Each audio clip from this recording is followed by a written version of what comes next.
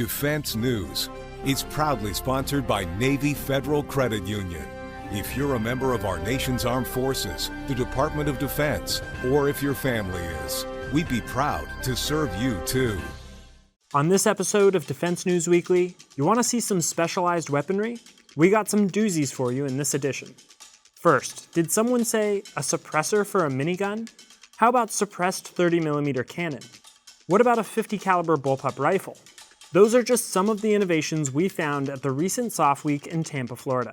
So come with us on a romp through a barrage of advanced weapons options as we bring you the latest in news and analysis, from the Pentagon to the platoon, here on Defense News Weekly.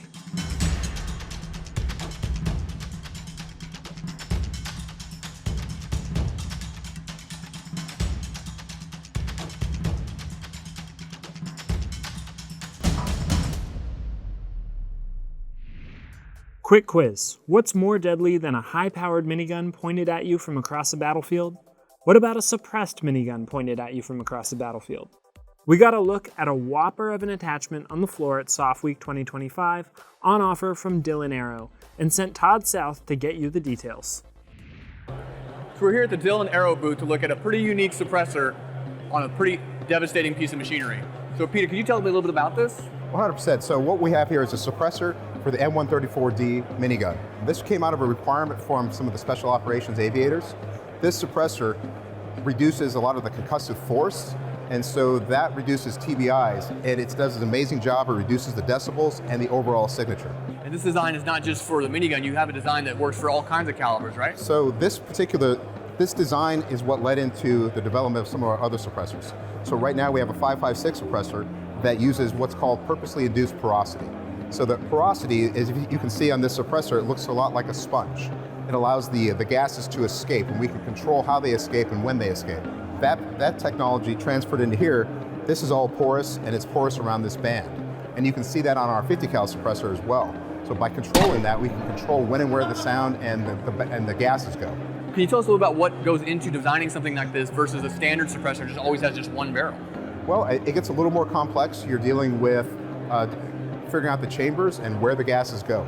A lot of that really goes into this technology because the chamber allows those gases to expand. So obviously with suppressors, heat is an issue. Can you tell us a bit about how you mitigate the heat factors with this? So the heat factor, this was designed primarily for air crews. So you also have the wind that's flowing in forward travel. You also have the rotor wash, which helps cool the suppressor. So that heat gets dissipated. Now it's an enormous amount of heat, but because of the material, it accepts the heat and it can work right through it, which does not affect the volume of fire. So the volume of fire on this gun is still 3,000 rounds a minute. Now there is a point where you do have to let it cool down. That point is still being determined. So basically you can do this just like you normally use it with the same kind of procedures as you use it even unsuppressed. Of course, and then one of the things is with all suppressors, the goal is to not affect the actual purpose of the gun. We want to affect how it operates, and that is what we've achieved with both of these. So while this was designed for health and safety to reduce TBI and allow for a better operating system, it also has some other byproducts too. 100%, so it does reduce the overall signature. And so there are rounds within the DoD inventory that reduce the visible appearance of a round coming out. Those rounds coupled with this reduces that signature almost down to nothing. So from an end user perspective, if you don't want people to know where you're shooting from, it's going to greatly diminish their ability to locate where the firing point is. Always helpful. Oh, very, very much. And to the point of the health and safety, in many of the platforms, the gun is very close to where the pilots are. So that concussive force is reduced dramatically. Well, this has been a pretty interesting piece of gear on a pretty interesting gun. I really appreciate you talking to us and walking through some of this. For sure. Thank you for your time. Okay, sure. Maybe you can suppress a minigun, but what about a 30mm cannon? The folks at Radical Defense say they have an option for you. Have a look.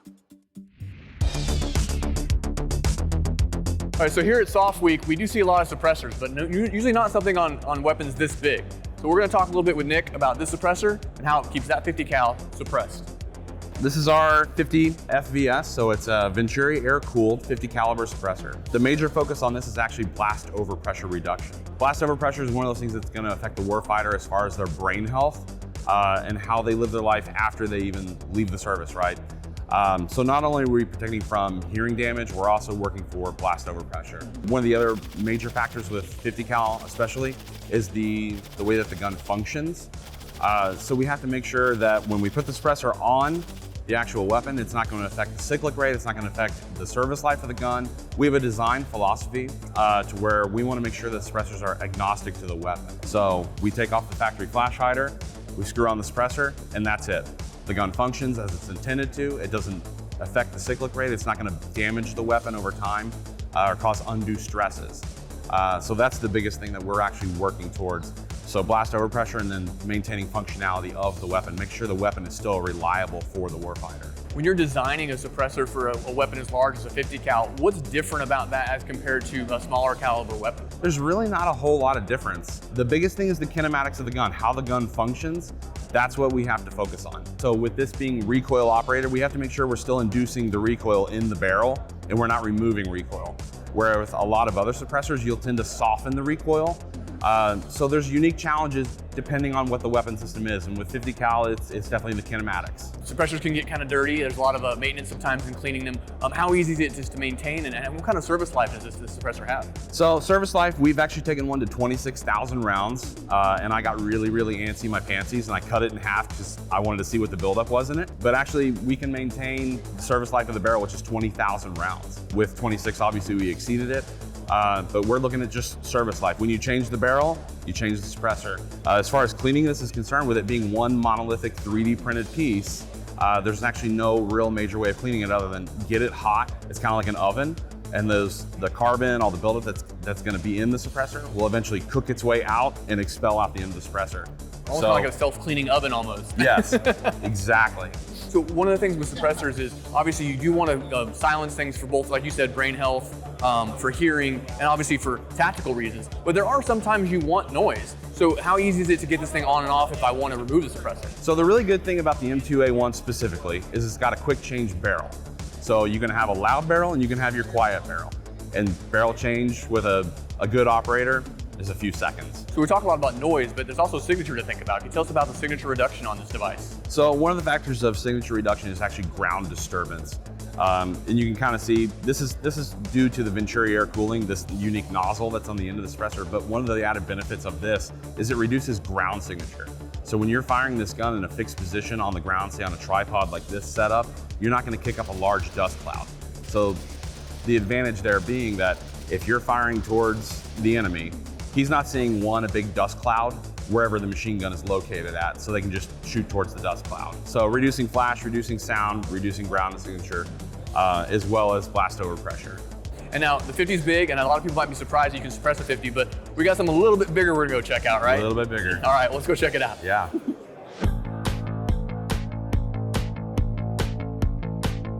So Nick, we've seen the 50, and that's pretty big, but we got something a little larger up here. So what am I looking at right here? So this is what we call the BAD 30, the Blast Attenuation Device 30, so 30 millimeter. In other words, this gun shoots angry Red Bull cans. So this is currently a prototype. We're working with some other companies to do the development of this suppressor, but this again is designed for blast overpressure. So this particular system is designed for counter UAS, for shooting down drones. The thing with this weapon is unsuppressed, it creates a lot of blast overpressure that can affect the actual electronic sensors that find the drones, locate the drones, and then fire on them. When you damage the sensors, you can't get that firing solution and you're not gonna be able to take out the drone. So what this is doing is cutting out that blast overpressure, removing it, and now the sensors can work efficiently and it can fire on a target and continue to fire on targets as needed. So you have a way to really use the system the way it's intended to be used, because without that, it's pretty much inoperable. Yeah. So we can protect the sensors, we can keep this thing in the fight, as well as any ground crew that's around it. You're not gonna get rung, get your bell rung by the gun itself with the suppressor. And how is this similar and different to the 50 caliber suppressors as far as development or size or ability? It's really all the same. It's just scalable effect, that's all we're doing. We're just scaling things up. So it's the same technology, just made larger. You have the same, you have some signature suppression on this as well?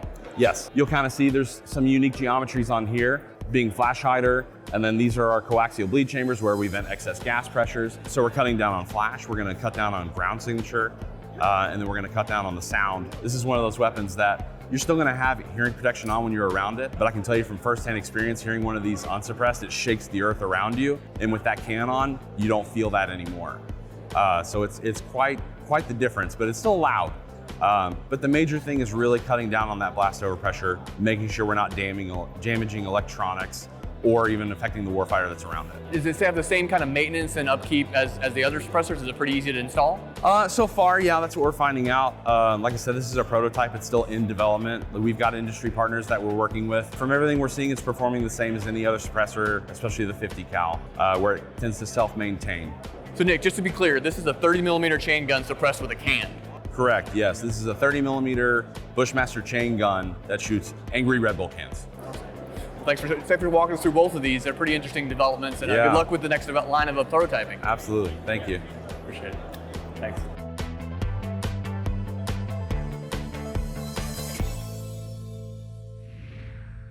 Come back, the parade of innovative weapons options continues. Stay tuned for a look at a 50 caliber Bullpup Rifle design.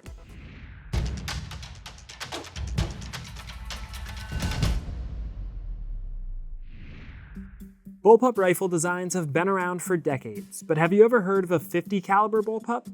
And one with variable caliber options to boot? Check out the Gungnir.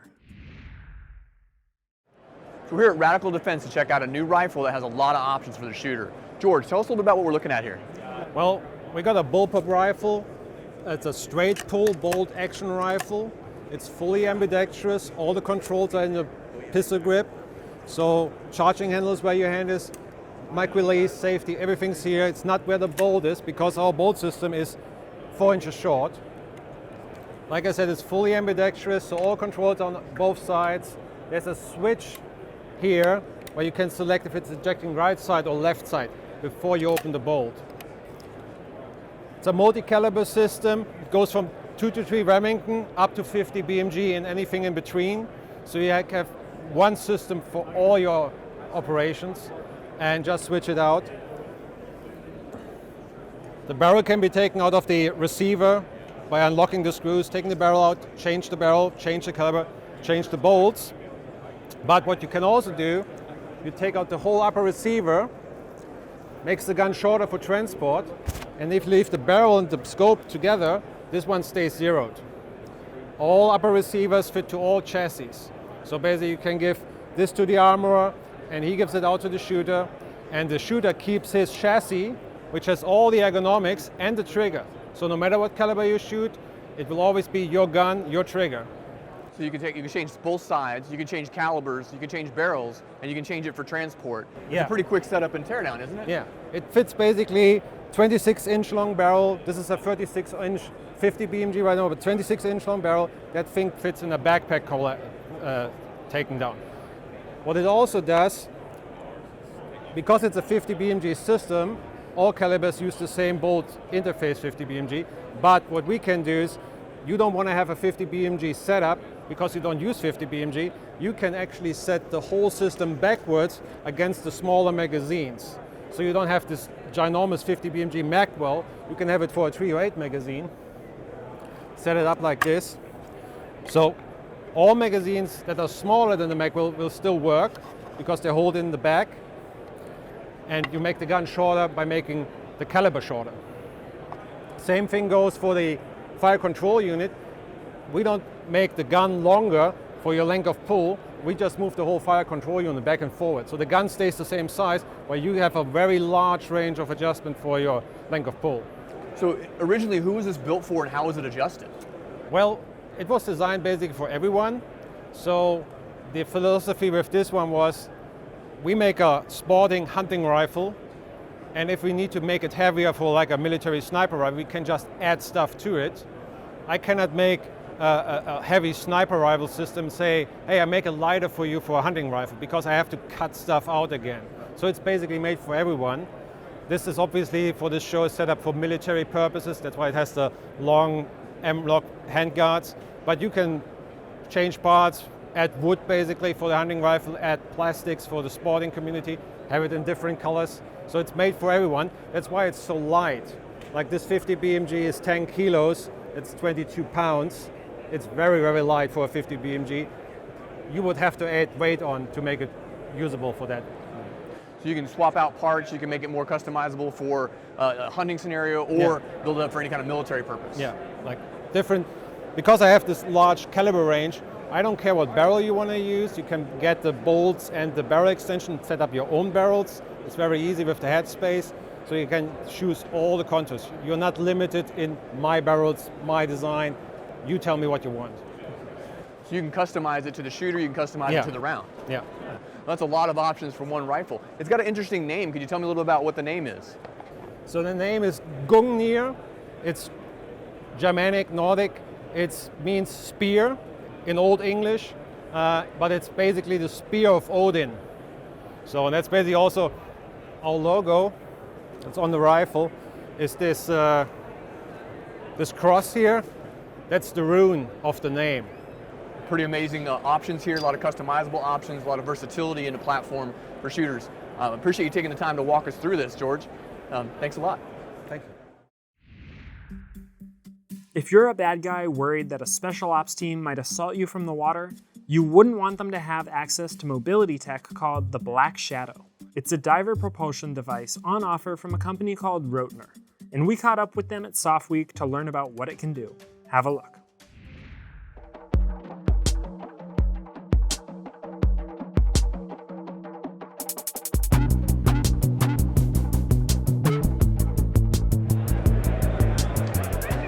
So hi there, I'm Stephen Key from Rotner. We're a German-based company or a German manufacturer of diver propulsion devices or diver propulsion vehicles. So here today we have two models. We have our Black Shadow, or the RBS abbreviated. This is the workhorse of our family and it's capable of transporting 4 fully equipped combat divers. And over here we have a smaller dive jet, which is now in its second generation, abbreviated to the RD2, so Rotner Dive Jet 2.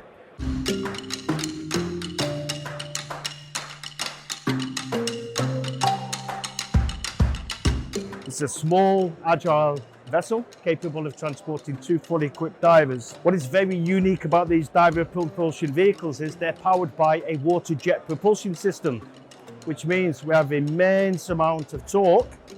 We can operate in rough sea states, strong water currents. We can operate subsurface under the water, and we can also operate on the water surface.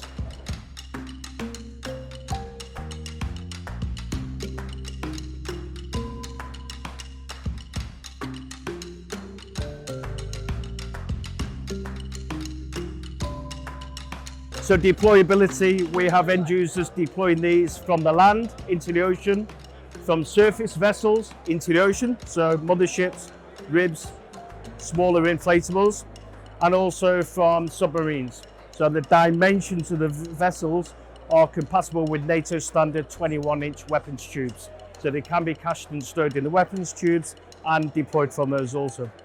We also have another German partner who has developed parachutes cargo harnesses, so both vessels can be deployed from the air. When we return, our financial expert returns with her latest tips. Stay tuned.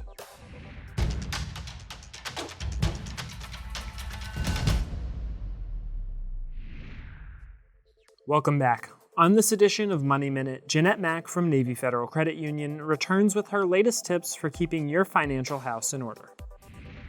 College is an adventure filled with rewards and challenges. Yet paying for college can seem like a challenge with little reward. Knowing your options makes it easier to manage and more accessible for you and your family. Start off with prepaid tuition plans like 529s. The idea is to put money away now for tuition later. 529s come with tax-free perks and really cut down on long-term costs.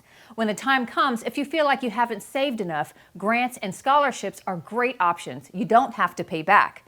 The trick? Apply early and often to maximize opportunities. Then consider a federal student loan for lower interest rates and flexible repayment. After that, if you still need some extra help, private student loans from credit unions, banks, or other lenders can cover remaining costs. But whether it's savings, scholarships, or loans, or all of the above, mixing it up can help you tackle tuition while you enjoy college life. To get more coverage of military and defense topics, send out a personal spy balloon and stay aloft over militarytimes.com and defensenews.com for more headlines. And to be the most up-to-date SEAL in the super secret Special Ops team, sign up for our early bird brief, compiled each morning bringing you the most recent headlines. And if social media is how you stay up to date, follow us on YouTube, Facebook, Instagram, and X. And for you new recruits, we're on TikTok, so go follow us there as well. When we come back, even more weapons innovations from the floor at Soft Week 2025. Don't go away.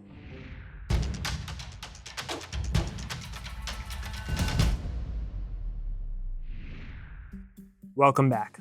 Long known in the Tier 1 and competitive shooting communities for their precision drop-in triggers, Geissele has recently begun producing rifles and upper receivers. Check them out.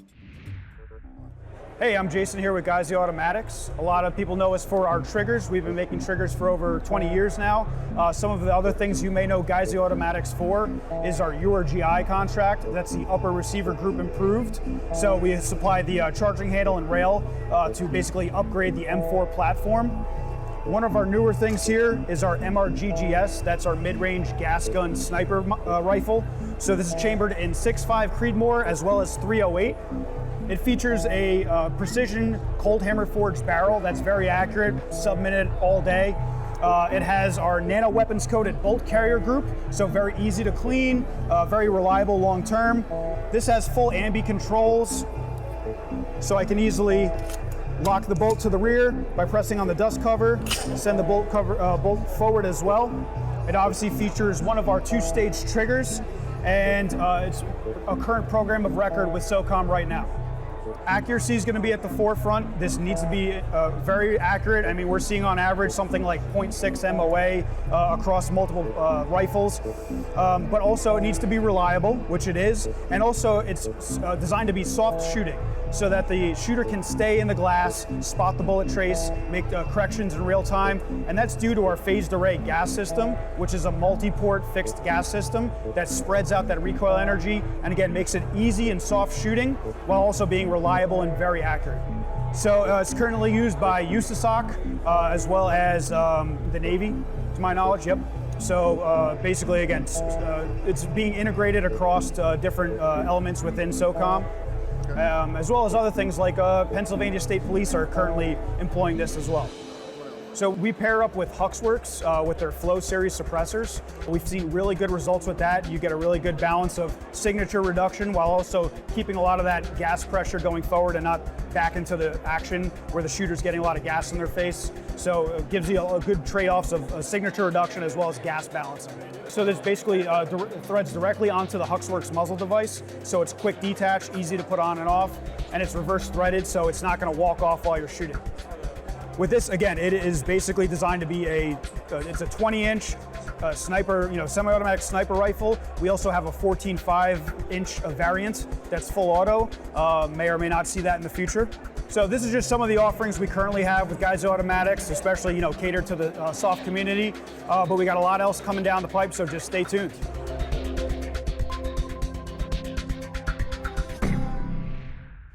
Well, that's all we have time for in this episode. Thanks for joining us, and we'll see you next week.